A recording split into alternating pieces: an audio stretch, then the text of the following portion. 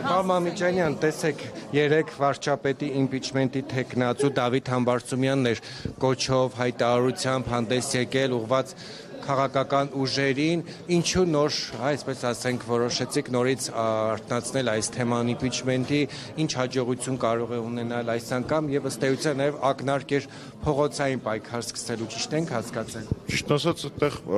ձեր ձևակերպումներից մի քանիսի հետ ես համաձայն չեմ, պարոն Ֆարադյան։ Առաջին իմպիչմենտի թեման քնած չի եղել, որ մենք արթնացնենք կամ այն չարթնացնենք։ Դա միշտ մեր օրակարգի թիվ 1 հարցն է։ Իմ համեստ կարծիքով դա վերջին շրջանում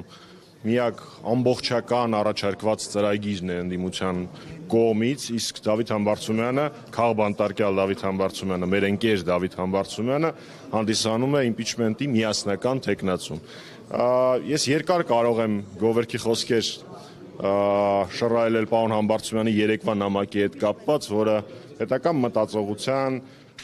ընդհանրական բոլորիս ընդհանրական նպատակի այն է իշխանափոխության կարևորությունը գիտակցելու եւ երկրորդական նպատակները մի կողմ դնելու, ինչպես նաեւ անձնական ամբիցիաները մի կողմ դնելու հատկանիշներ էր, բայց կարծում եմ դա ակնհայտ է մեր քաղաքացիների համար։ Ինչ վերաբերվում է ձեր ասացին, որ ակնարկ կար, այդտեղ ակնարկ չէր, ուղիղ հղում էր փողոցային պայքարին, որովհետև իմ համեստ կարծիքով դեմ լինել իմպիչմենտին նշանակում է դեմ լինել փողոցային պայքարին, որը իմ կարծիքով ընդդիմության համար անընդունելի գործելավոճ է։ Հայաստանի Հանրապետական Կուսակցության գործադիր մարմինը մոտ օրերս նիստ կգումարի եւ արդեն իսկ պաշտոնական հայտարարությամբ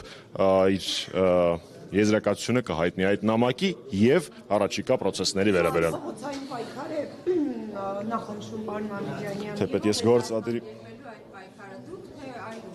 Թեպետ ես գործադիր մարմնի անդամ եմ, եկեք գործադիր մարմնի ընդհանրական որոշումից առաջ նրա վերաբերյալ չխոսենք։ Հերթով ժողովուրդ, բոլորին պատասխանելու։